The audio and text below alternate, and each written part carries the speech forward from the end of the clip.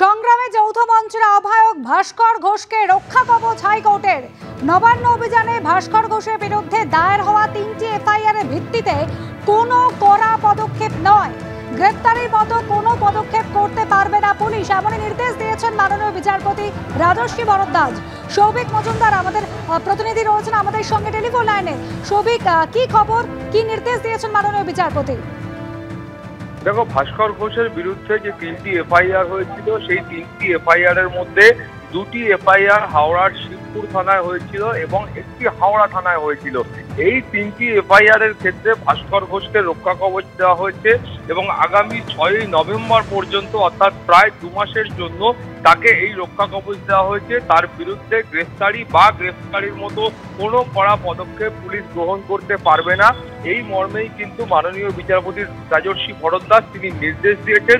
তার পাশাপাশি তার বক্তব্য হলো যে ভাস্কর ঘোষ তিনি একজন শিক্ষক এবং তার দীর্ঘদিন ধরে তিনি আন্দোলন করছেন, দীর্ঘদিন ধরে তিনি।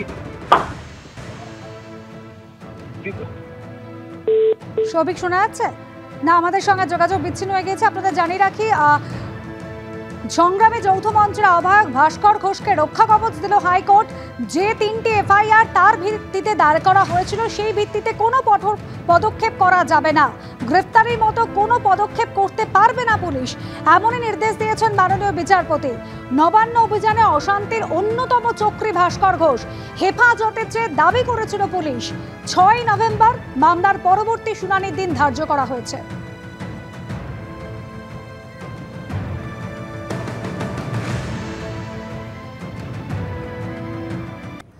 সিভিক ভলান্টিয়ার থেকে শুরু করে কলকাতা পুরসভা, সর্বত্রই চুক্তিভিত্তিক অস্থায়ী কর্মী। গোটা দেশে কোথাও এমন হয় না। স্থায়ী কর্মীর পরিবর্তে চুক্তিভিত্তিক কর্মী নিয়োগের অভিযোগ সংক্রান্ত একটি মামলায় গতকাল এমনই মন্তব্য করলেন কলকাতা হাইকোর্টের মাননীয় প্রধান বিচারপতি। রাজ্যে চুক্তিভিত্তিক কর্মী নিয়োগ নিয়ে ক্ষুব্ধ কলকাতা হাইকোর্টের প্রধান বিচারপতি টি.এস. শিবজ্ঞানম। শুনানিতে তাঁর মুখে উঠে এলো সিভিক ভলান্টিয়ারদের প্রসঙ্গ।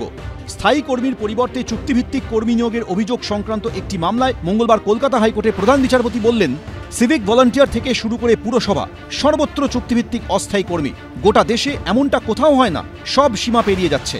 রাজ্য সরকার এভাবে নিয়োগ বন্ধ করে রাখতে পারে না।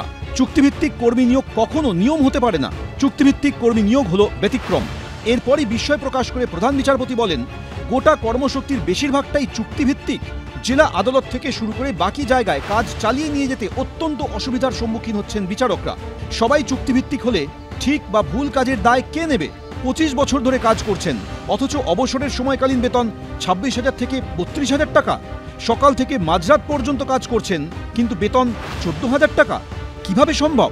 হাইকোর্টে দৈনিক চুক্তিতে কাজ করা পিডব্লিউডির কিছু কর্মী আমার কাছে এসেছিলেন ন্যূনতম মজুরিতে চিঠি দিতে। এটা তাদের অধিকার, কিন্তু চিঠির কালি শুকোনোর আগেই তাদের কাজ থেকে সরিয়ে দিয়েছেন ঠিকাদার। কেন এরকম হবে, এই প্রশ্ন করেন প্রধান বিচারপতি। সৌভিক মজুমদার, এবিপি আনন্দ, কলকাতা।